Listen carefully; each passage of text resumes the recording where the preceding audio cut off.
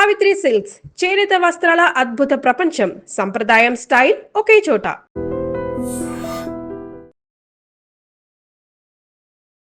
నమస్తే, welcome to I dream. నేను వలి.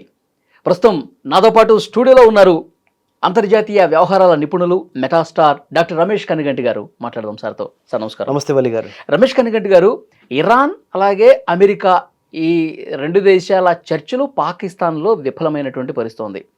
నెపం మొత్తం కూడా ఇరాన్ మీదే వేసేస్తున్నారు. ట్రంప్ కూడా మాట్లాడాడు, ఇంకా మేము నాశనం చేయడానికి సిద్ధం అవుతున్నాం, అక్కడ హర్మూజ్ జలసంధిని వాళ్ళు కాదు నియంత్రించేది, మేము దిగ్బంధించేస్తాం, వెళ్తే పూర్తిగా అన్ని వెహికల్స్ వెళ్ళిపోవాలి, అన్ని నౌకలు వెళ్ళిపోవాలి, లేదు అంటే కనుక ఒక్కటి కూడా కదలటానికి వీలు లేదని చెప్పి చాలా స్పష్టంగా ట్రంప్ చెప్తా ఉన్నాడు. ఏం జరగబోతుంది సార్? వలి గారు, మనం ఇదే ఐ డ్రీమ్లో కూర్చొని హైదరాబాద్లో మన ఐ డ్రీమ్ స్టూడియోలో మన తెలుగు ప్రజల కోసము, ఆంధ్ర తెలంగాణలో మరి వేరే వేరే దేశాల్లో స్థిరపడి ఉన్న మన తెలుగు ప్రజల కోసము ప్రపంచ రాజకీయ, ఆర్థిక, సామాజిక, సాంఘిక, మరి ముఖ్యంగా జియోపాలిటిక్స్, భౌగోళిక, మిలిటరీ పరమైన, డిఫెన్స్ పరమైన అంశాలు మనం మాట్లాడుకుంటున్నాము. ముఖ్యంగా వలి గారు, మీతో ఈ ఇంటర్వ్యూ చేయటము నాకు చాలా ఎందుకంటే ఇది మంచి అనిపిస్తుంది. ఎట్లా అనిపిస్తుంది అంటే, మంచి ప్రశ్నలు అడుగుతారు మీరు. చాలా timely, meaningful, productive, impactful question అడిగారు మీరు. అసలు చర్చలకు వెళ్ళి పాకిస్తాన్లో కూర్చొని సౌదీ అరేబియా, ఈజిప్టు, టర్కీ నేతృత్వం వహించి, ఇంకో పక్కన తెర వెనక చైనా, రష్యా, తెర మీద అమెరికా, ఇరాన్. ఎక్కడ జరిగింది? ఇస్లామాబాద్, పాకిస్తాన్ రాజధానిలో. దేని మీద జరిగింది? 44 రోజుల నుంచి జరుగుతున్న యుద్ధానికి స్వస్తి చెప్పి ప్రపంచ శాంతి, ప్రపంచంలో మళ్ళీ ఆర్థికంగా, రాజకీయంగా, సామాజికంగా, మతపరంగా ఇబ్బందులు రాకుండా ముందరికి వెళ్ళాలి, మన ప్రజలందరూ సుభిక్షంగా ఉండాలి అనే దాని మీద శాంతి చర్చలు జరిగినాయి. కానీ అమెరికా, ఇరాన్ మధ్య శాంతి చర్చలు 21 గంటల పాటు సుదీర్ఘంగా వాళ్ళు చర్చించుకున్నా కానీ American vice president JD Usha Vance, అంటే మన తెలుగు ఇంటి అల్లుడు ఎవరు? జేడి వ్యాన్స్, అమెరికా ఉపరాష్ట్రపతి. ఆయన చర్చలకు నేపథ్యం వహించి డొనాల్డ్ ట్రంప్ పంపిస్తే అమెరికా నుంచి అమెరికా అధ్యక్షుడు ఆయన పాకిస్తాన్ ఇస్లామాబాద్ వచ్చి ఇక్కడ ఇరాన్ నుంచి, ఇరాన్లో ఉన్న టాప్ లీడర్షిప్లో 15 మంది, ఇరాన్లో ఉన్న టాప్ లీడర్షిప్లో 15 మంది పాకిస్తాన్ ఇస్లామాబాద్ వచ్చారు ఈ చర్చల కోసం. చర్చలు చాలా విచిత్రంగా జరిగినాయి. ఫస్ట్ టైం డైరెక్ట్గా అమెరికా, ఇరాన్ కూర్చొని మాట్లాడుకోవాలా, మధ్యలో పాకిస్తాన్ని కూర్చోబెట్టి పాకిస్తాన్ ఏం చేసింది? విడివిడిగా మాట్లాడింది. ఉదాహరణ, మీరు వలి గారు, నేను రమేష్ కన్నిగంటి, నేనే అమెరికా అనుకుందాం, మీరు ఇరాన్ అనుకుందాం, ఎగ్జాంపుల్. మధ్యలో కూర్చున్న పాకిస్తాన్ నన్ను పక్కకు తీసుకెళ్ళి పక్క రూమ్లో నన్ను కూర్చోబెట్టి వైస్ ప్రెసిడెంట్ జేడి వ్యాన్స్ నన్ను పాకిస్తాన్కి సంబంధించి మీ ప్రణాళికలు చెప్పండి, శాంతి కోసం మీరు ఏం అడుగుతున్నారు చెప్పండి అని నన్ను అడిగారు. ఇది అమెరికన్ వైస్ ప్రెసిడెంట్ అయిన జేడి వ్యాన్స్ నన్ను అని నేను అనుకుంటున్నాను. నన్ను అడిగారు వాళ్ళు. అడిగితే నా లిస్ట్ చెప్పా. నేను అమెరికాకి వైస్ ప్రెసిడెంట్గా పాకిస్తానీ ప్రెసిడెంట్ షహబాజ్ షరీఫ్ గారికి నా లిస్ట్ చెప్పా. ఇగో, ఇరాన్ దగ్గర న్యూక్లియర్ వెపన్స్ ఉన్నాయని మా దగ్గర ఇది ఉంది, ఎవిడెన్స్ ఉంది. ఆ ఎవిడెన్స్ సంబంధించిన కాగితాలు ఇవ్వండి, ఇంటెలిజెన్స్ ఇవ్వండి, రిపోర్ట్స్. తర్వాత వాళ్ళు స్టేట్ ఆఫ్ హర్మూజ్ జలసంధిని మూసేశారు. మూసేయటం మూలన ప్రపంచంలో ఎంత తీవ్రమైన ఆర్థిక నష్టం జరుగుతుందో ఇచ్చాను.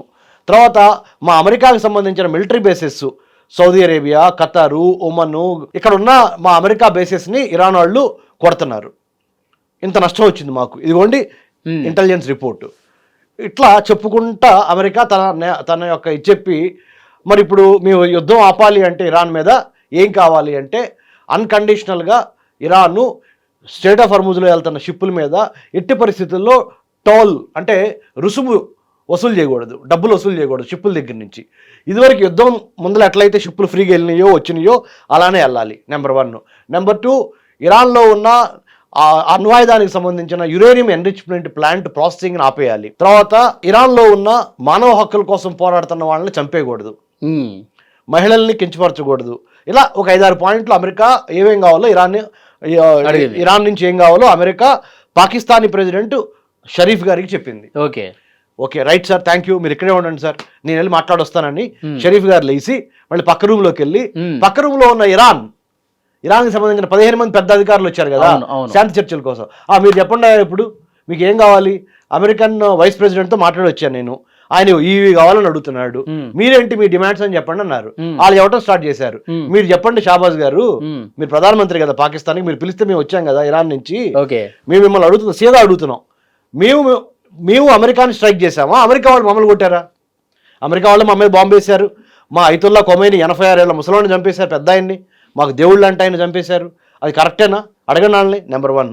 నెంబర్ 2, 166 మంది పసి బాలికలు, ఇది ప్రైమరీ స్కూల్లో ఉన్న బాలికలు చదువుకునే స్కూల్ మీద బాంబు వేశారు వీళ్ళు దుర్మార్గులు. అది నిజం, అది మరి నిజమే కదా, అబద్ధమేం కాదు కదా. ఇదిగోండి రిపోర్ట్, ఇదిగోండి ఎవిడెన్స్. ఇది 2వ పాయింట్. 3వ పాయింట్, స్ట్రైట్ ఆఫ్ హర్ముజ్లో షిప్పులు వెళ్తున్నాయి వస్తున్నాయి, వాటిని ఎప్పటి నుంచో మేము కాపాడుకుంటున్నాము, మేము ఎప్పుడు ఈ యుద్ధానికి ముందర ఎప్పుడు ఏ షిప్కి మేము హాని తలపెట్టలేదు, ఇప్పుడు ఎందుకు తలపెట్టాల్సి వస్తుంది? మమ్మల్ని కొట్టారు కాబట్టి అందుకని. 3వది. 4వది, అమెరికా యొక్క military bases Saudi Arabia, Qatar, Oman, Kuwait ఈ ప్రాంతాల్లో ఉన్నాయని చెప్తున్నారు కదా, అక్కడ అమెరికన్ బేసెస్ని కొడతామని మమ్మల్ని అంటున్నారు కదా, ఎందుకు కొడుతున్నామండి? మా బ్రిడ్జిలు కూల్చేశారు, ఇరాన్లో ఉన్న బ్రిడ్జిలు కూల్చేశారు, పోర్ట్లు కూల్చేశారు, ఎయిర్పోర్ట్లు కూల్చేశారు, జనాన్ని చంపారు, 146 మంది చిన్నపిల్లలు చంపారు, మా ఐతుల్లా ఖొమైనీ సుప్రీం లీడర్ని మట్టుబెట్టారు. మా పని మేము చేసుకుంటే వెళ్తుంటే మేము ఆల్రెడీ చర్చల్లో కూర్చున్నాం కదా, జూన్లోనే 2025 జూన్లోనే మీరు చర్చలు పిలిచి కూర్చున్నాం కదా, చర్చలు పిలిచి ఓ పక్కన ఇచ్చేటువంటి మీరు అడగండి సార్ అని ఇరానియానికి సంబంధించిన డెలిగేషను ఈ పాకిస్తానీ ప్రైమ్ మినిస్టర్ అండ్ ఆ టీంకి చెప్పారు అమెరికా వాళ్ళని అడగమని. మళ్ళీ ఈ రూమ్లోకి వచ్చాడు. ఏమయ్యా మరి వీళ్ళందరూ ఈ మాట్లాడుతున్నారు, ఇవ్వండి ఎవిడెన్సు అంటే, సార్ వాళ్ళకి న్యూక్లియర్ని అంటే ఆ అణ్వాయుధాలని తయారు చేయడం ఆపమని 100 సార్లు చెప్పాం సార్, గత 40 ఏళ్ళ నుంచి చెబుతున్నాం సార్ మేము సార్ అని జేడీ వ్యాన్స్ అమెరికన్ ఉపాధ్యక్షుడు పాకిస్తానీ ప్రైమ్ మినిస్టర్ చెప్పాడు. ఓకే, మరి ఆపట్లేదు ఇరాన్ వాళ్ళు, ఏం చేయమంటారు?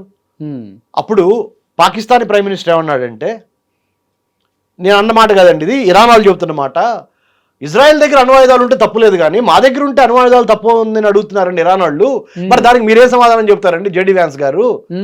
ఇరాను ఒక దేశమే, ఇజ్రాయెల్ ఒక దేశమే, రెండు ఆసియా ఖండంలోనే ఉన్నాయి. ఈ అమెరికా వాడే నార్త్ అమెరికా నుంచి వచ్చాడు, రైట్? మీ దగ్గర ఉంది న్యూక్లియర్ వెపన్, మీరే ఇరాన్ అనుకోండి, నేను ఇజ్రాయెల్ అనుకోండి ఎగ్జాంపుల్. మీ దగ్గర న్యూక్లియర్ ఎన్రిచ్మెంట్ ప్లాంట్ ప్రాసెసింగ్ జరుగుతుంది, నా దగ్గర జరుగుతుంది. మీ దగ్గరగా తప్పు లేనిది నా దగ్గర ఉంటే తప్పు ఎట్లా వచ్చింది మీకు? అంటే మీ ఇష్టం వచ్చిన న్యాయమా? గుడ్డి న్యాయమా? మనిషికి ఒక న్యాయమా? మతానికి ఒక న్యాయం తయారు చేసుకోవచ్చు. ఇది ఎక్కడ న్యాయం సార్? ఓకే, న్యాచురల్ జస్టిస్ అందరికి ఒకటిగా ఉండాలి కదా అని అమెరికన్ వైస్ ప్రెసిడెంట్ని ప్రశ్నించమని Iranian leadership Pakistani prime minister ద్వారా సందేశం పంపించారు. అది పాకిస్తానీ ప్రైమ్ మినిస్టర్ జేడీ వ్యాన్స్ను అడిగాడు, ఉపాధ్యక్షుడు, అమెరికా ఉపాధ్యక్షుడు జేడీ వ్యాన్స్ను అడిగారు, మరి ఇరాన్ ఎట్లా అంటుందండి అని. అరే బాబు, న్యూక్లియర్ వెపన్ తయారు చేసుకోవటము ఇజ్రాయెల్ది ఇరాన్ది ఒకటి కాదు. ఎందుకంటే Israel democratic country, Iran democratic country కాదు కదా, మతపరంగా పరిపాలించట్లేదు కదా. అక్కడ జుడాయిజం ఎక్కడ ఇజ్రాయెల్లో, ఇక్కడ ఇస్లాము, షియా ఇస్లాము ఎక్కడ ఇరాన్లో.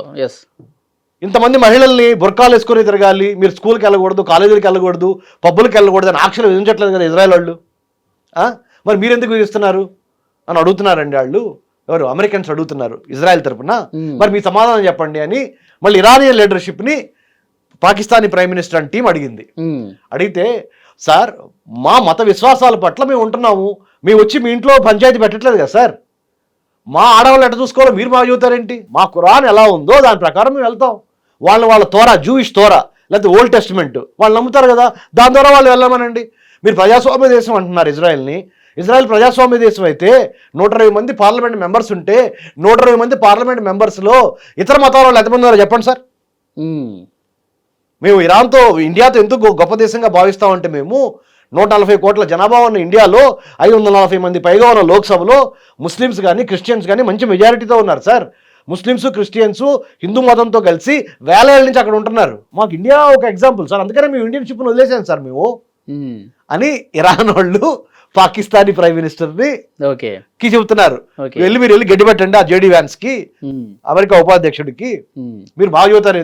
మెయిన్ ఏంటంటే ఈ అణు కార్యక్రమాలని ఇట్లా ఇది అంటే ఇది ఎందుకు ఇట్లా చేశానంటే, ఇట్లా ఈ కాన్వర్జేషన్స్ ఆ 4 గోడల మధ్య ఏం జరుగుతుందో మన తెలుగు ప్రజలకు అర్థం కావాలి. అంటే చర్చలు ఎలా జరుగుతాయి అంటే, జనరల్గా ఎదురు కూర్చోబెట్టి పెద్ద మనిషి కూర్చొని మాట్లాడతాడు, చర్చలు జరగటువంటి ఇది. కానీ ఇక్కడ జరిగింది ఏంటో తెలుసా, ఎదురు కూర్చోబెట్ల ఇరాన్ని అమెరికాని ప్రతినిధుల్ని, రెండు వేరు రూముల్లో కూర్చోబెట్టి ఈ పాకిస్తానీ ప్రధానమంత్రి గారు అంటే పంచాయతీకి పెద్ద శాంతి కోసం ఈయనే ఈ రూమ్కి ఆ రూమ్కి వెళ్తున్నాడు. అయినప్పటికీ సార్ ఇట్లా రూముల్లోకి వెళ్ళి మాట్లాడిన తర్వాత సో ఫైనల్గా మళ్ళీ ఎదురెదురుగా కూర్చొని ఏం జరగలేదా? ఎదురు కలవటం అనేది లేదండి అక్కడ. హాయ్ హలో ఒక ఫోటో ఆఫ్ మాత్రమే, ఫోటో ఆపర్చునిటీకి ఒకసారి అట్లా కలవటమే. ఎందుకంటే అంత గరంగా ఉంది వ్యవహారం, వేడి వాతావరణం. సో ఫోటో కోసం, ప్రపంచం కోసం కలిసామని అనిపించుకోవాలి కదా. ఎస్, అమెరికాకి కావాలి ఏమని, ప్రపంచం మొత్తం చెప్తున్నా మేము దాన్ని ఖాతరు చేయకుండా మేము ఇరాన్ కొడుతున్నాం అని చెడు పేరు మాకొద్దు. మీరు చెబుతున్నారుగా, మేము వింటున్నాగా, వెళ్ళాంగా ఇరాను, మా వైస్ ప్రెసిడెంట్ పంపించానుగా నేను అని అమెరికా ప్రపంచానికి చెప్పుకోవాలా. అలానే ఇరాన్ కూడా చెప్పుకోవాలి ప్రపంచానికి, మాకంటే యుద్ధం అంటే మాకేదో పిచ్చి కాదు, యుద్ధం అంటే మాకేదో ఇష్టం కాదు, గతిలాగా యుద్ధం చేస్తున్నాం మేము. మీరు రమ్మన్నారు కదా ప్రపంచ శాంతి కోసం టాక్స్కి, వచ్చాం చూడండి. మేము ఏమైపోతామో తెలియదు, చంపేయచ్చు మమ్మల్ని పరాయి దేశం పాకిస్తాన్లో అమెరికా యొక్క బలంతో. అయినా కానీ మేము ప్రాణాలు తెగించి వచ్చామని ఇరానియన్ చెప్పుకోవాలి. చెప్పుకోవడం కోసం వచ్చారంటే there is something called public optics అంటారు ఇంగ్లీష్లో. పబ్లిక్ ఆప్టిక్స్ అంటే ఏంటంటే న్యాయం చేస్తున్నట్టు కనపడాలి, మాట వింటున్నట్టు కనపడాలి, నీతిగా ఉన్నట్టు కనపడాలి, ఓకే ప్రజాస్వామ్యంగా నడుచుకుంటున్నామని కనపడాలి, చూపించాలి కాబట్టి ఒక అటెంప్ట్ చేసి వచ్చాం. ఓకే, మేము వచ్చాం అంటే ఇరాన్ వాళ్ళు వచ్చారు, అమెరికా జేడీ వ్యాన్స్ అంటే టీం వచ్చింది. చివరికి జేడీ వ్యాన్స్ పత్రికా సమావేశంలో చెప్పింది ఏంటంటే ఆ 21 గంటల తర్వాత ఏప్రిల్ 12, 2026 పాకిస్తాన్ ఇస్లామాబాద్ నుంచి చెప్పింది ఏంటంటే 21 గంటలు చాలా శ్రమించాం శాంతి కోసం, ఇరాన్ ఏమాత్రం తగ్గట్లేదు, అందుకని ఇది ఇరాన్కి మంచిది కాదు. గుడ్ న్యూస్ ఏంటంటే శాంతి కోసం 21 గంటలు ప్రయత్నించాం.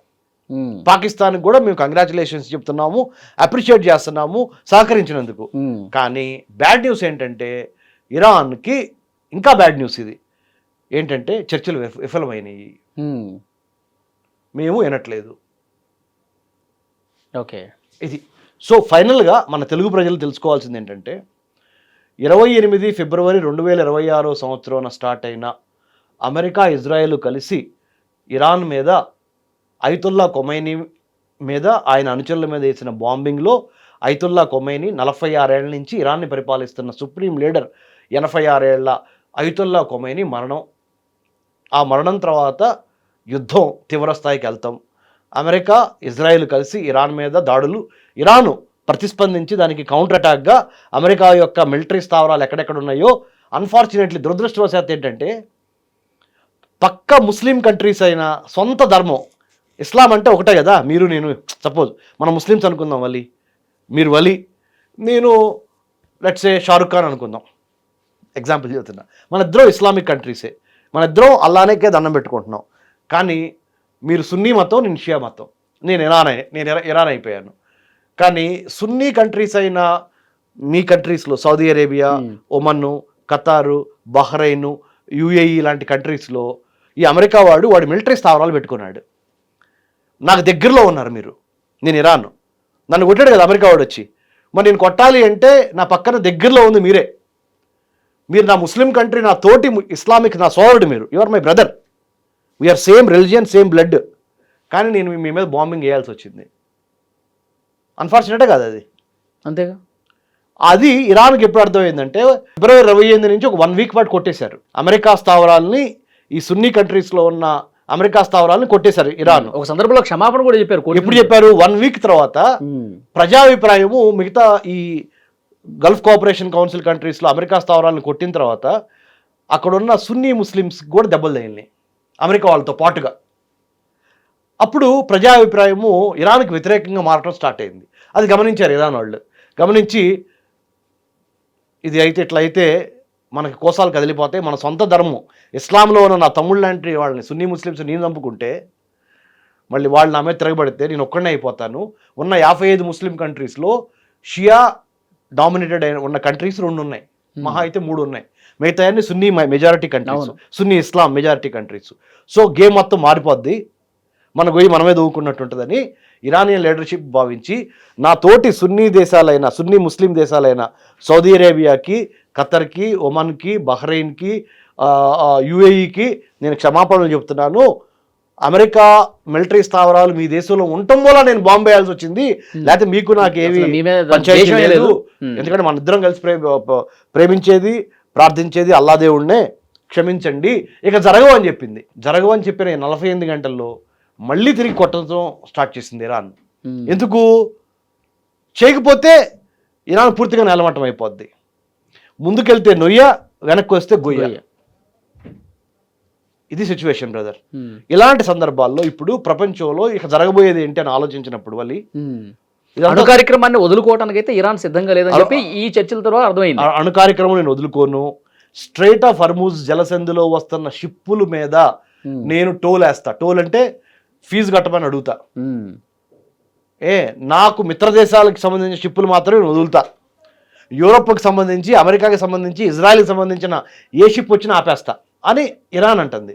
అమెరికా ఏమంటుంది, అరే అసలు యుద్ధం చేసిందే దానికోసం కదా, ఏది యురేనియం ఎన్రిచ్మెంట్ ప్లాంట్లని కొట్టేసేసి అణ్వాయుధాలని అధపాతాళానికి తొక్కాలి, అణ్వాయుధాలని అధపాతాళానికి తొక్కాలి అనే జెండా మీదే కదా నేను యుద్ధం స్టార్ట్ చేసింది అమెరికా ఇరాన్ మీద.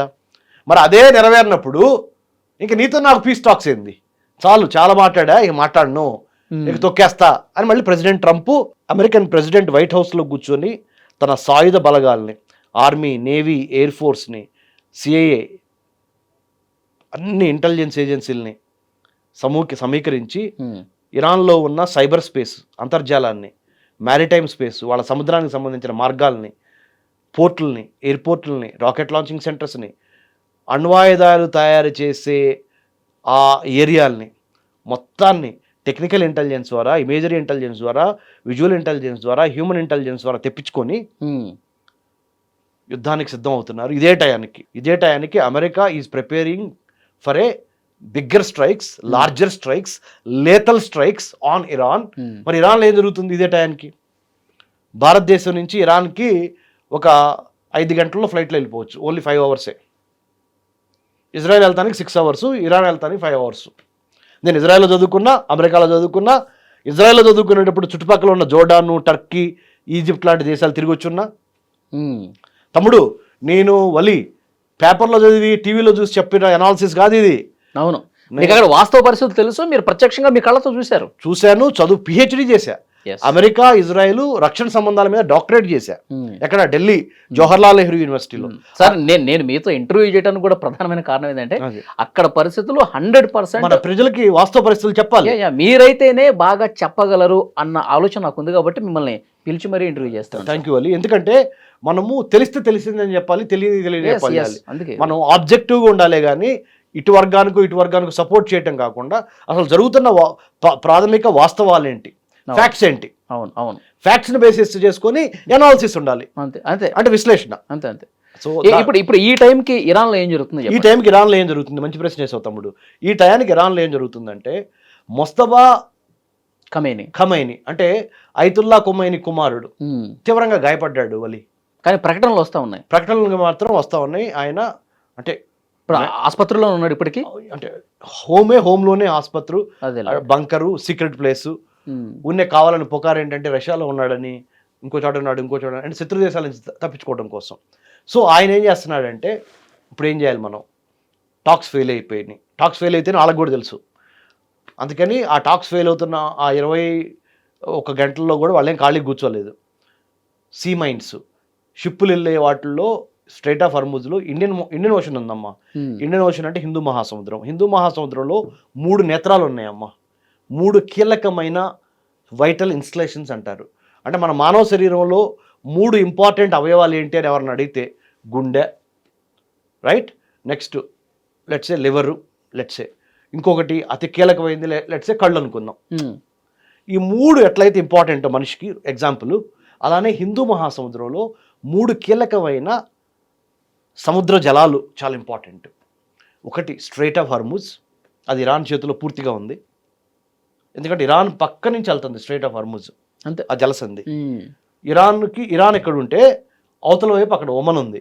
ఒమన్కి ఇరాన్కి మధ్య ఒక 33 కిలోమీటర్ల విడ్తున్న ప్యాసేజ్ మార్గం, నారో అంటే చాలా తక్కువ మార్గం. అది కనుక మూసుకుపోయిందంటే ఇక్కడ Gulf cooperation council countries 6 countries ఉన్నాయి. ఇక్కడ నుంచి ఆయిల్, న్యాచురల్ గ్యాస్ ఈ స్ట్రైట్ ఆఫ్ హార్మూజ్ దాటితేనే అటు అరేబియాలోకి వెళ్ళి అరేబియా సముద్రం నుంచి హిందూ మహాసముద్రానికి వస్తాయి. ఓకే. సో ఈ హిందూ మహాసముద్రంలో 3 ఇంపార్టెంట్ ఏంటి అవయవాలు అంటే 3 ఇంపార్టెంట్ వైటల్ ఇన్స్టలేషన్స్. ఒకటి straight of Hormuz, 2 Bob L మందేబ్. Bob L మందేబ్ అది ఎక్కడుంది? యమన్ అనే దేశానికి, ఇక్కడ జిబూతి అనే దేశానికి మధ్యలో ఉన్నది. దాని యొక్క ఇంపార్టెన్స్ ఏంటి మన తెలుగు ప్రజలకు తెలియాలిగా. అతిపెద్ద మహాసముద్రము పసిఫిక్ మహాసముద్రం, రెండో అతిపెద్ద మహాసముద్రం అట్లాంటిక్ మహాసముద్రం, మూడవ అతిపెద్ద మహాసముద్రం ప్రపంచంలో హిందూ మహాసముద్రం. అట్లాంటిక్ రెండవ అతిపెద్ద సముద్రమైన అట్లాంటిక్ నుంచి షిప్పులు మెడిటేరియన్ సముద్రంలోకి రావాలి. మెడిటేరియన్ సముద్రం అంటే మధ్యధరా సముద్రం.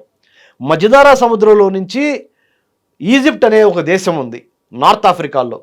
నార్త్ ఆఫ్రికాలో ఉన్న ఈజిప్ట్ పక్కన సూయజ్ కెనాల్ అనే ఒక కెనాల్ ద్వారా ఆ మధ్యధరా సముద్రంలో నుంచి సూయజ్ కెనాల్లోకి కాలువలోకి షిప్పులు రావాలి. అట్లాంటిక్ నుంచి బయలుదేరిన షిప్పు మధ్యధరా సముద్రంలోకి వచ్చింది. మధ్యధరా సముద్రంలో నుంచి సూయజ్ కెనాల్ ద్వారా ఎర్ర సముద్రంలోకి వచ్చింది షిప్పు. ఎర్ర సముద్రం దాటుకుంటా బాబ్ ఎల్ మందేబ్ అనే ఒక చిన్న ఇరుకు సందు సముద్రంలో, దాన్ని దాటి అరేబియా సముద్రంలోకి రావాలి. అరేబియా సముద్రంలో నుంచి హిందూ మహాసముద్రంలోకి వెళ్ళిపోయింది. ఈ బాబ్ ఎల్ మందేబ్ ఎవరి కంట్రోల్లో ఉంది సార్? అది తమ్ముడు వల్లి చాలా స్మార్ట్ క్వశ్చన్స్ మంచిగా అడుగుతుంటాడు మనవాడు, బాగా అడిగావు తమ్ముడు. బాబ్ ఎల్ మందేబ్ ప్రస్తుతానికి యెమెన్లో ఉన్న హౌతీ రెబల్స్ ఉన్నారే వాళ్ళు పట్టుబట్టారు. ఆ హౌతీ రెబల్స్కి ఫండింగ్ ఇస్తుంది ఎవడు? మళ్ళీ ఇరానే. హిజ్బుల్లాకి ఫండింగ్ ఇస్తుంది ఎవరు? లెబనాన్లో ఉన్న హిజ్బుల్లాకి ఇరానే, రైట్. హౌతీస్కి ఇరానే. హమాస్కి పాలస్తీనాలో గాజాలో ఉన్న హమాస్కి ఇస్తుంది ఎవరు? ఇరానే. అందుకని అమెరికా ఆ లిస్టులో చెప్పింది పాకిస్తానీ ప్రైమ్ మినిస్టర్కి, హౌతీస్, హమాస్, హిజ్బుల్లాకి డబ్బులు ఇవ్వటం ద్వారా, ఆయుధాలు ఇవ్వటం ద్వారా ఇజ్రాయెల్ని, మా ఫ్రెండ్లీ కంట్రీ అయిన ఇజ్రాయెల్ని, అమెరికా యొక్క స్థావరాల మీద కూడా దాడి చేపిస్తుంది ఇరాను. అందుకనే కదా మేము ఐతుల్లా ఖొమైనీ లేపేసింది, మాకేమన్నా ఇదా అనేది ఎందుకు వాడారంట ఆ మాట ఇది. సో ఎనీవే మళ్ళీ డైవర్ట్ అవుతాం. ఈ మనం బాబ్ ఎల్ మందేబ్ గురించి మాట్లాడుకుంటున్నాం. ఎందుకంటే ప్రపంచ రాజకీయాలు, ప్రపంచ జియో పాలిటిక్స్, ఫారెన్ అఫైర్స్ ఒక్క ప్రోగ్రాంలో ఒక అర్ధ గంటలో కూర్చుంటే అర్థం అవ్వు. 193 దేశాల చరిత్ర, ఎవరు ఎందుకు అట్లా ప్రవర్తిస్తున్నారు, వాళ్ళ ఇంటెంట్ ఏంటి, వాళ్ళ కంటెంట్ ఏంటి, వాళ్ళ క్యారెక్టర్ ఏంటి, వాళ్ళ ఉద్దేశం ఏంది, వాళ్ళ మైండ్ సెట్ ఏంది, ఇవన్నీ స్టడీ చేసి మేము పిహెచ్డి చేసి అర్థం చేసుకొని ఈ దేశం ఎట్లా ప్రవర్తిస్తుందంటే ఆ దేశం యొక్క చరిత్ర, సంస్కృతి, సాంప్రదాయము, మైండ్ సెట్టు ఏంటి, మనం ఎట్లా ప్రవర్తిస్తున్నాం అంటే భారతదేశం, మన పూర్వీకులు, మన 5000 సంవత్సరాల సివిలైజేషన్ నాగరికత ఏంటి, ఇవన్నీ అర్థం చేసుకోవాలి తమ్ముడు. అంత ఈజీ కాదు, అట్లానే డిఫికల్ట్ కూడా కాదు. కొద్దిగా శ్రద్ధ పెడితే చిన్న శ్రామిక, కర్షక, కార్మిక, రైతులకు కూడా అర్థమవుద్ది. ఎందుకంటే వాళ్ళకు కూడా చాలా నాలెడ్జ్ ఉంటుంది. ఓన్లీ చదువుకున్న వాళ్ళు, డాక్టరేట్ చేసిన వాళ్ళకే నాలెడ్జ్ ఉంటుంది అనుకుంటే పొరపాటు. మనం పంచాయతీ పెట్టుకుంటాం ఎక్కడ, పల్లెటూరులో పంచాయతీలో కూర్చొని ఏం మాట్లాడుకుంటాం, మన గ్రామానికి ఎన్ని వనరులు ఉన్నాయి, ఎన్ని ఇబ్బందులు ఉన్నాయి, రోడ్లు ఉన్నాయా, ఇళ్ళు ఉన్నాయా, లేకపోతే మరుగుదొడ్లు ఉన్నాయా, డబ్బులు ఎంత వస్తున్నాయి పంచాయతీకి, ఆదాయము, వచ్చిన ఆదాయంలో ఎటువైపు వెళ్ళాలి. దీన్నే బ్రెయిన్ స్ట్రామింగ్ అంటారు, అంటే మేధోమదనం. అలానే దీన్నే ప్రపంచంలోకి అప్లై చేయాలి. ఉన్న దేశాలని 193 దేశాలు, విశ్వమానవ ఈ కళ్యాణానికి 193 దేశాలు కలిసికట్టుగా ఉండి శాంతి సౌభాగ్యాలతో ఉంటే కొట్టుకోవటం ఉండదు. కొట్టుకోవటం లేకపోతే ఆర్థికంగా ముందరికి వెళ్తాము, రైట్, ప్రశాంతత ఉంటుంది. సార్, ఈ బాబ్ ఎల్ మందేబ్ గురించి మనం, ఈ బాబ్ ఎల్ మందేబ్కి ఎందుకు అదే అంటున్నా, ఈ బాబ్ ఎల్ మందేబ్, ఈ స్ట్రైట్ ఆఫ్ హార్మూజ్, ఈ రెండు మూసుకుపోయినాయి అనుకో, ఈ ఆర్థిక ప్రగతి, షిప్పులు ఒక కంట్రీ నుంచి ఇంకో కంట్రీకి వెళ్తాం ఆగిపోద్ది. తినే తిండి దగ్గర నుంచి కట్టుకునే బట్ట వరకు, వాడే ల్యాప్టాప్ వరకు, మనం డ్రైవ్ చేసే 2 వీలర్ నుంచి కార్ వరకు షిప్పుల్లో వేరే వేరే దేశాల నుంచి ఇటు నుంచి అటు petrol, natural gas, ammonia, urea, you any name, ప్రపంచంలో 80% ట్రేడ్ బిజినెస్ ఎలా జరిగిద్ది అంటే ఫ్లైట్ల ద్వారా కాదు, రైళ్ల ద్వారా కాదు, కారుల ద్వారా కాదు, పెద్ద షిప్పుల ద్వారా. 132,000 లీటర్ల డీజిల్ ఎంత అవుతుంది తెలుసా నీకు? కొన్ని 100 కోట్లు అవుతుంది. నీకు అర్థమవుతున్నప్పుడు ఒక షిప్ ఒకసాట అయిపోయిందంటే ఆ షిప్పు ఓనర్ గాడికి కానీ, ఆ షిప్పును నమ్ముకున్న బతికే వ్యాపారస్తులకు కానీ 10 రోజుల్లో రావాల్సిన సరుకు 2 నెలల్లో వచ్చింది అనుకో తమ్ముడు, నువ్వు అర్థం చేసుకో. అర్థమవుతుందా? మీరు అనొచ్చు ప్రపంచంలో 80% వరల్డ్ ట్రేడ్ అంతా సముద్రాల ద్వారా షిప్పుల ద్వారా జరుగుతుంది అంటున్నారు. అందుట్లో ఒక 20% oil natural gas straight of Hormuz ద్వారా జరుగుతుంది అంటున్నారు. ఇంకొక 12% బాబెల్ మందేబ్ ద్వారా జరుగుతుంది. 20-12 ఎంత అయింది? 32 అయింది. ఇంకోటి ఉంది, మూడో నేత్రం. హిందూ మహాసముద్రంలో 3 కీలకమైన స్ట్రైట్స్ గురించి మాట్లాడుతున్నా, అంటే సముద్ర జలాల గురించి. మూడవది అతి కీలకమైంది తమ్ముడు, ఇండోనేషియా మలేషియా మధ్య ఉన్న straight of Malacca straight. Indonesia largest Muslim population ఎక్కడ ఉందో తెలుసా ప్రపంచంలో? ఇండోనేషియాలో ఉంది. సెకండ్ లార్జెస్ట్ ముస్లిం పాపులేషన్ ఏ కంట్రీలో ఉంది తెలుసా? మన భారతదేశంలో ఉంది, ఇండియాలో. పాకిస్తాన్లో కూడా కాదు తమ్ముడు. పాకిస్తాన్లో కన్నా ఎన్నో రెట్లు అధికం భారతదేశంలో ముస్లిమ్స్ ఉన్నారు. వాళ్ళు మనకు చెప్పేది అసలు మనం సెక్యులరా కాదా? 100% మనం సెక్యులర్. అంతేగా, గుళ్ళ మీద చేసుకొని చెప్పానండి ఎవరైనా. భారతదేశంలో ఉన్న ముస్లిం సోదరుడు ఇంత హ్యాపీగా, ఇంత ఫ్రీడమ్గా, ఇంత ప్రాస్పరస్గా ఏ దేశంలో ఉండలేడు. రిస్ట్రిక్షన్స్ ఉంటాయి అక్కడ చాలా. ఇక్కడ మన దేశంలో మనం కలిసిపోయాం కదా అసలు. మనం ఎంత చక్కగా అసలు మనము అక్బరు అన్నదమ్ముల్లాగా మనం కొన్ని వందల వేల ఏళ్ళ నుంచి కలిసి ఉంటున్నాం మనం. అంతే. సో నేను చెప్పేది ఇక్కడ Malacca strait, Bab el Mandeb, strait of Hormuz, ఈ మూడిటికి ఇది ఒక 20% స్ట్రైట్ ఆఫ్ 32 ఎక్కడ బాబెల్ మందేబ్ 12% ప్రపంచానికి సంబంధించిన oil natural gas 12% Bab el Mandeb నుంచి వచ్చింది. ప్రపంచానికి సంబంధించిన వినియోగంలో 20% oil natural gas crude oil మిగతా అన్ని కలిపి ఈ స్ట్రైట్ ఆఫ్ హార్మూజ్ ద్వారా బయటకు వస్తాయి. 20 + 12 32. స్ట్రైట్ ఆఫ్ మలక్కా ద్వారా ఇంకొక 15 నుంచి 17% వేసుకో.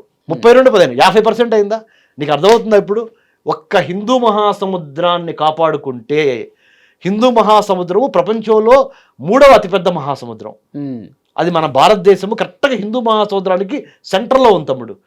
హిందూ మహాసముద్రం యొక్క నీళ్లు 50 దేశాలకు టచ్ అవుతుంది. అంత పెద్దది హిందూ మహాసముద్రం. 3 ఖండాలు టచ్ అవుతాయి. ఆఫ్రికా ఖండం నుంచి స్టార్ట్ అయ్యి హిందూ మహాసముద్రము, ఆసియా ఖండము, ఇటు ఆస్ట్రేలియా వరకు ఇంత పెద్ద హిందూ మహాసముద్రంలో 3 కీలకమైన జలసందులు ఏంటయ్యా అంటే strait of Hormuz, Bab el Mandeb, strait of Malacca. 50% of the world trade ఈ 3 కనుక మూసుకుపోయినాయి అనుకో, మొత్తం స్తంభించింది, ఎక్కడికక్కడ ఆగిపోతాయి ప్రపంచం.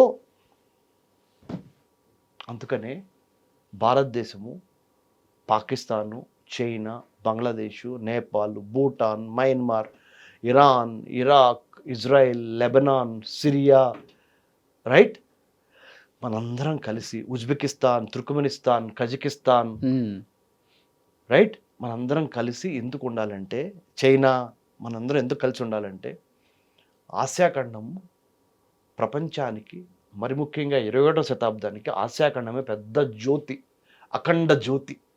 ఈ ఆసియా ఖండాన్ని కాపాడుకుంటే ఈ యూరోప్ నుంచి, లేకపోతే ఆఫ్రికా నుంచి, లేకపోతే ఇటు ఆస్ట్రేలియా నుంచి, లేకపోతే అమెరికా నుంచి, లాటిన్ అమెరికా నుంచి మనకి ఇబ్బందులు లేకుండా మన ఆసియా ఖండాన్ని కాపాడుకుంటా మనలో ఉన్న మతపరమైన, ప్రాంతపరమైన, కులపరమైన రకరకాల జాడ్యాల్ని తగ్గించుకొని మనందరం కలిసి ఉండే విధంగా ఉంటే బాగుంటుంది. అందుకనే ఇప్పుడు మనం కోరుకోవాల్సింది ఏంటంటే భారతదేశం, మరి ఇప్పుడు పాకిస్తాన్ ఇనిషియేటివ్ తీసుకున్న, లేకపోతే పాకిస్తాన్ ఇనిషియేటివ్ తీసుకోబడింది రష్యా, చైనా ద్వారా అనుకుందాం, టాక్స్ ఫెయిల్ అయినాయి.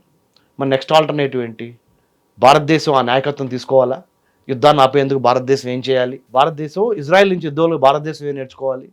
అమెరికా నుంచి భారతదేశం ఏం నేర్చుకోవాలి అనేది ప్రతి యువకుడు స్టడీ చేసి, యుద్ధం వచ్చినప్పుడు కత్తి పట్టుకుంటే కుదరదు, యుద్ధానికి రాకముందలే సాధన, ప్రాక్టీస్ చేసి, ఒకవేళ అలాంటి పరిస్థితి భారతదేశానికి వస్తే ఏం చేయాలి? సపోజ్ ఎగ్జాంపుల్, ఇవాళ ఇరాన్కి వచ్చిన పరిస్థితి భారతదేశానికి వస్తే భారతదేశం ఏం చేయాలి? ఒక సినారియో ఇది. రెండో సినారియో, ఇవాళ అమెరికాకు వచ్చిన ఇబ్బంది, లేదా అమెరికా ఉన్న సిచ్యువేషన్లో రేపొద్దున భారతదేశం ఉంటే ఏం చేయాలి? లేదా మూడో సిచ్యువేషన్, ఇజ్రాయెల్కి ఇప్పుడు ఉన్న సిచ్యువేషను భారతదేశానికి రేపు వస్తే భారతదేశం ఏం చేయాలి? స్ట్రైట్ ఆఫ్ హార్మూజ్ మూసుకుపోవటం మూలన భారతదేశానికి ఇప్పుడు ఇబ్బంది కలుగుతుంది. మనకి ఎల్పిజి గ్యాస్ సిలిండర్ల దగ్గర నుంచి నేను హోటల్కి వెళ్ళి అరే తమ్ముడు 4 రోటీ నాను అను ఏదో చికెన్ బిర్యానీ ఏదో పార్సిల్ చేయరా అంటే, సార్ క్షమించండి, 6,000 రూపాయలు పలుకుతుంది సార్ సిలిండర్, గ్యాస్ సిలిండరు. 1,800 రూపాయలకు వచ్చే కమర్షియల్ గ్యాస్ సిలిండరు ఒక్క 1 మంత్లో 6,000 రూపాయలకి వెళ్ళింది సార్.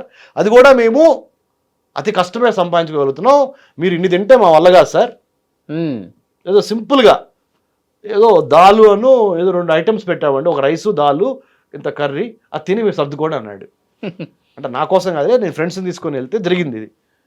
అంటే అర్థమవుతుందా తమ్ముడు, 20% సముద్రానికి సంబంధించిన ఆధిపత్యం ఉన్న స్ట్రేట్ ఆఫ్ హర్మూజ్ మూసుకుపోతేనే ఇంత గొడవ అయితే, గాడ్ ఫర్బిడ్ అంటే దేవుడు మనల్ని క్షమించుగాక, మన మానవ మూర్ఖత్వంతో, మానవ అహంతో, మానవ తప్పిదంతో యుద్ధాన్ని క్రియేట్ చేసి రేపొద్దున ఈ యుద్ధం చిలికి గాలివాన్ అవుతుంది, మిగతా 2 కూడా దెబ్బలు తగిలినాయి అనుకో, స్ట్రేట్ ఆఫ్ మలక్కాకి అను బాబెల్ మందేబ్కి.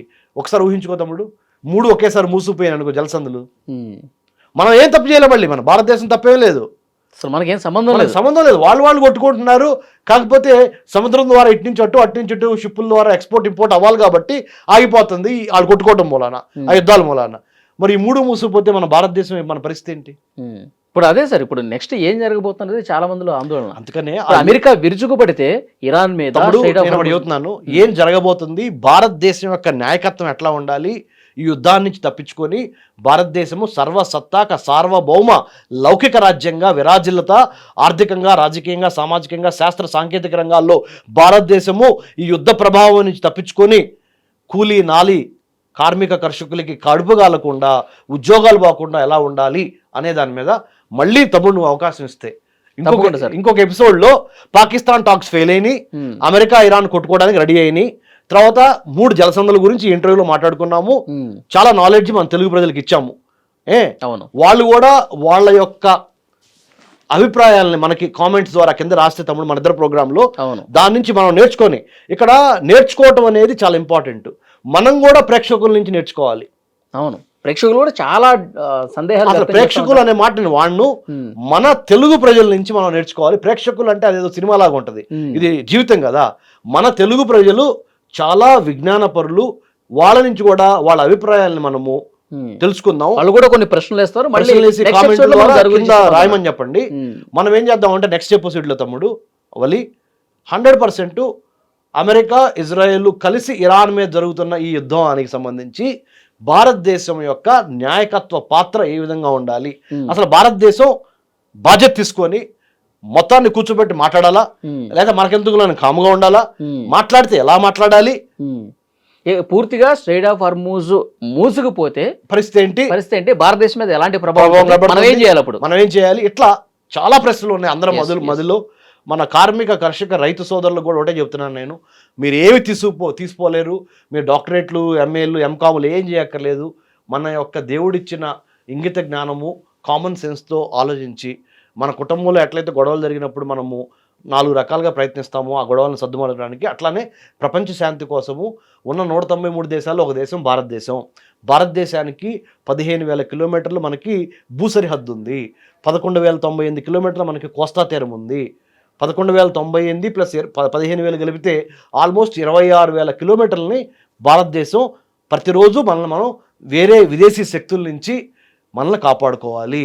ఇప్పుడు సపోజ్ వలి తమ్ముడు నీకు ఎంత ఇల్లు ఉందిరా అంటే నువ్వు నాకు చెప్తావు, అన్న నాకు ఇన్ని గజాలు ఇల్లు ఉందన్నా అని చెప్తావు. మన ప్రజల్లో కూడా అడిగితే నాకు ఒక 20 ఎకరాలు ఉంది సార్, నాకు 2 ఎకరాలు ఉంది సార్, 3 ఎకరాలు ఉంది సార్, మాది సార్ ఉత్తరం ఎంత ఉంది, దక్షిణం ఎంత ఉంది, పడమర ఎంత ఉంది, తూర్పున ఎంత ఉంది, మా ఇల్లు పలానా హైదరాబాద్లో పలానా నగరంలో ఉంది, పలానా సిటీలో పలానా టౌన్లో అని చెప్తావు. అలానే మరి భారతదేశానికి ఎన్ని వేల కిలోమీటర్ల భూ సరిహద్దు ఉంది మరి తెలియాలిగా. మరి మనం భారతదేశంలో పుట్టి పెరిగాంగా, మరి తెలుసుకోవాల్సిన ధర్మం నీకు లేదా? నీ సొంత పొలం గురించి, నీ ఇల్లు గురించి, నీ అపార్ట్మెంట్ గురించి నీకు అంత జ్ఞానం ఉన్నప్పుడు, ఈ దేశంలో పుట్టి ఈ దేశంలో పెరిగిన పౌరుడిగా భారతదేశానికి, ఇండియా చైనాకి, ఇండియా బంగ్లాదేశ్కి, ఇండియా నేపాల్కి, ఇండియా మయన్మార్కి, ఇండియా భూటాన్కి ఎన్ని కిలోమీటర్లు మనకి భారత సరిహద్దు ఉంది, భూ సరిహద్దు. సరిహద్దులో పరిస్థితులు ఏ విధంగా అపాయం ఉంది, మన మిత్రులు ఎవడు, మన శత్రువు ఎవడు తెలుసుకోవాలి, వాళ్ళ మనస్తత్వాలు ఏంటి. ఇప్పుడు నీ ఇంటి పక్కన ఉన్న ఇరుగు పొరుగు వాళ్ళు ఏం మాట్లాడుకుంటున్నా గమనిస్తావు కదా. మరి అట్లానే భారతదేశం ఇరుపక్కన ఉన్న దేశాలు ఏంటి, ఇంకొద్దిగా దాటితే ఏ దేశాలు ఉన్నాయి అనేది మన అవకాశాన్ని పట్టించుకొని మనము ఒక అఖండ జ్యోతిగా భారతదేశము 2047 కల్లా 100 సంవత్సరాలు వస్తాయి భారతదేశానికి వయసు. అప్పటికల్లా అంటే ఇవాళ నుంచి ఇంకొక 22 ఏళ్లలో భారతదేశానికి 100 ఏళ్ళు వస్తాయి.